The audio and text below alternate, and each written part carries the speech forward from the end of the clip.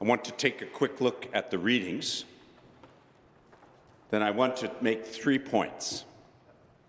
One about believing and proof. The second about believing and critical thinking. And the third about believing and doubt. I want to end on a positive note. So, the first reading, we hear of the Jews who have been liberated from Pharaoh.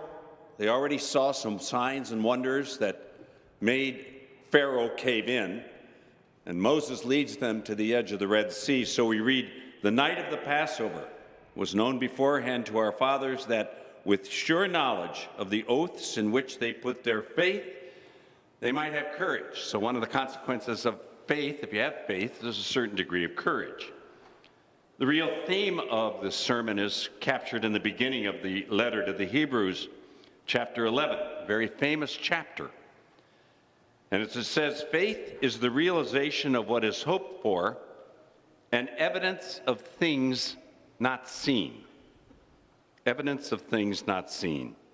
And then it gives the great example of Abraham, who at an advanced age, like me, don't laugh, it's true, goes to a land he does not know, is told that he and his wife, both of them are beyond childbearing age, will have a son, and you know the rest of the story.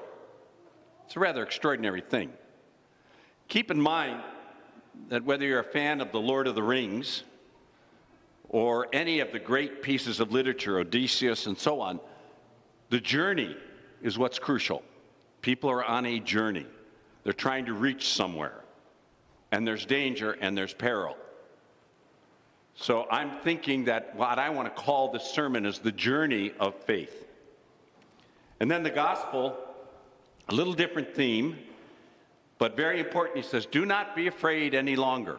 Remember John Paul II used to say that, don't be afraid.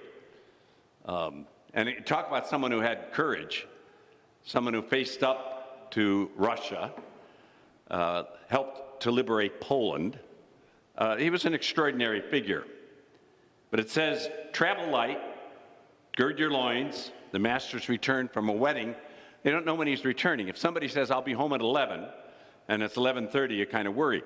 But weddings in those days could last a week, and depending on the supply of wine, which we read about in the Gospel of John, it could maybe last even longer. And so you don't know when the person's going to return, but the point is, be prepared. Be prepared. Okay, so being prepared for the journey, what is faith, and how should we be believing and understanding what it means to believe? So first of all, do you have any proof in matters of faith? Years ago, I was here on the Sunday after Easter. That's the Sunday we have the story of the doubting Thomas. And I made the comment, and sometimes I make a comment that seems to be insightful, and I try to remember it. Most of the time, I don't think they're that insightful, but this time I made this comment, and it stuck with me. I said, if it could be proven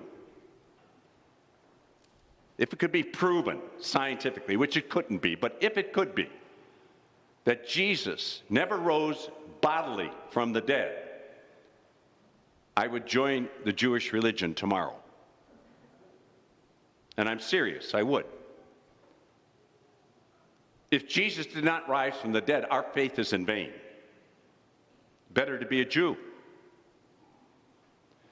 So, is there proof for faith? The answer is no. You say, oh, too bad. Well, wait a minute. We live in a day where science, for a period of time, not so much most recently, has had a high status, a high knowledge. If this is, we say if this is scientific, trust the science. You know all those debates have been having, trust the science, don't trust the science, vaccination, so on. And then you see scientists kind of changing the thing because they're examining data and it shifts and so on and so forth. Science works with what can be measured, what can be counted. And a really good experiment, a scientific experiment, I'm no expert in this, but I know this much. A good scientific experiment has to try to reduce all kinds of variables so it can make a generalization about a very precise point. Most of the questions we face in life, we can't reduce to that kind of thinking. For example, what's smart, what's wise to hope for? Do you go to a science book? What is the purpose of my life? Science book? Well, these aren't important because you can't prove them. No.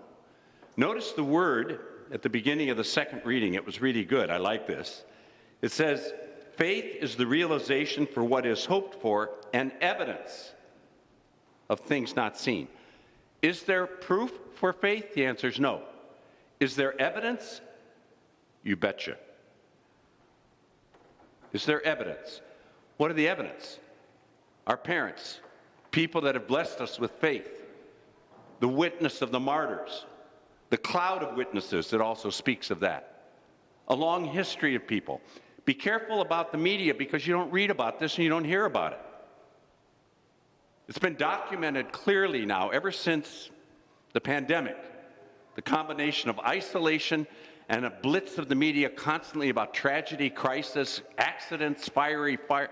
Oh, if you really spend a lot of time, especially teenagers, on social media, there's depression, especially with young women. It's been documented quite a bit. So the first thing we need to realize is that faith is not a matter of proof. It's deeper than that. Do any of you have, those of you who are married, any of you have proof that you did the right thing?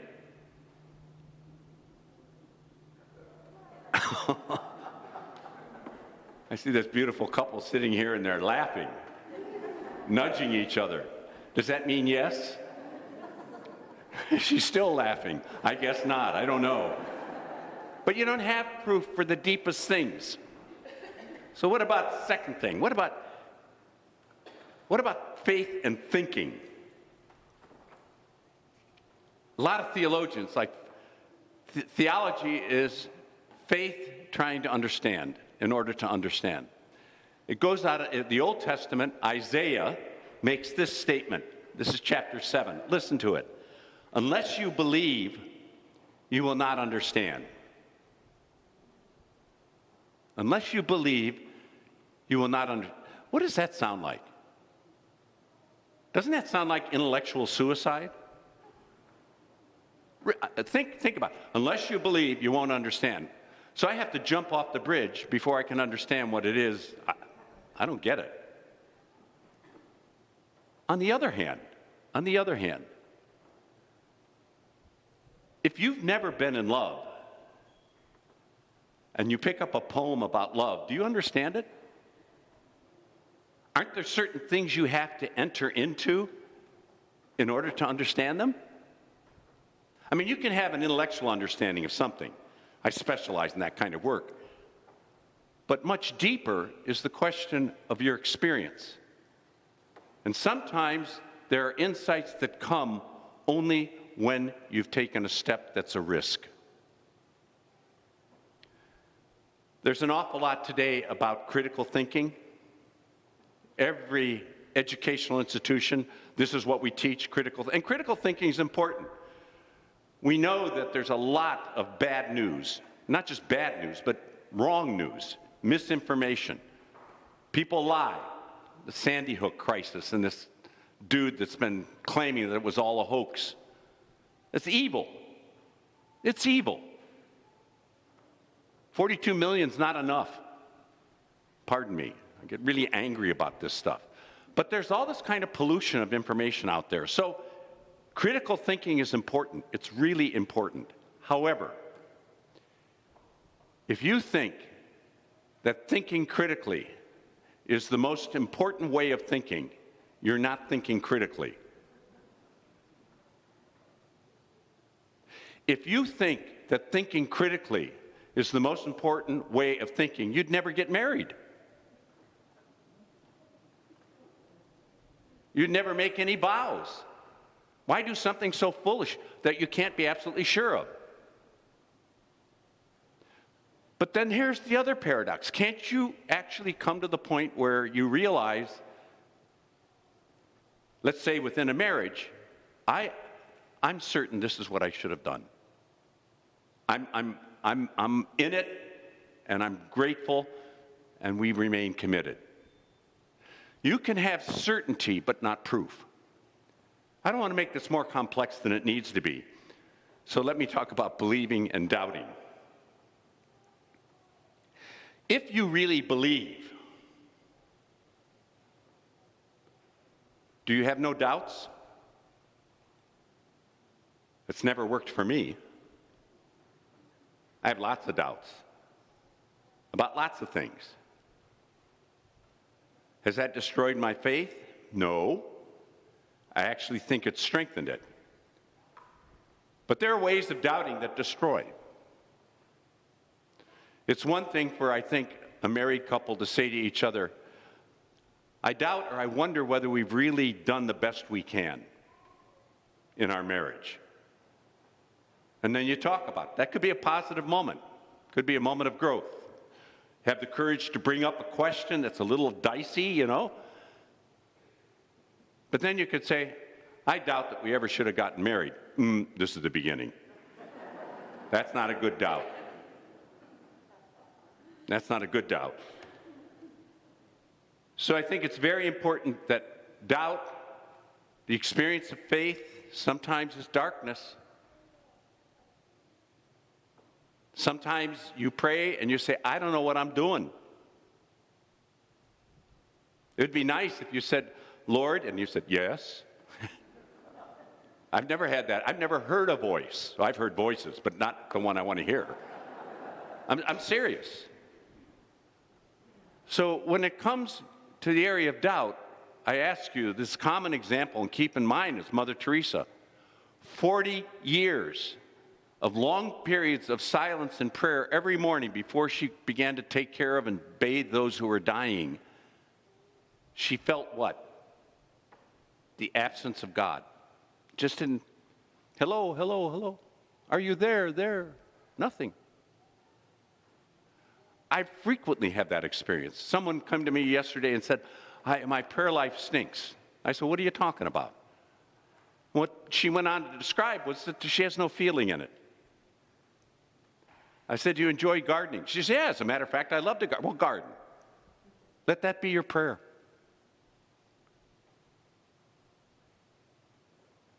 I think we have to realize that the journey of faith often includes periods of lack of experience, lack of a presence. We live in a secular society.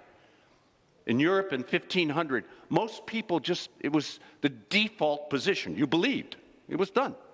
Today, it's a real commitment. That's probably even better. We live in a secular society. We don't get a lot of affirmation to be believers. So we have to make the choice. But that choice has already been made by God. And there are a lot of reasons why we should not be afraid. You know the song, be not afraid, I go before you always. Come, follow me, and I will be your God. Faith is a great journey. Faith is an adventure. Faith involves doubt, even strong faith.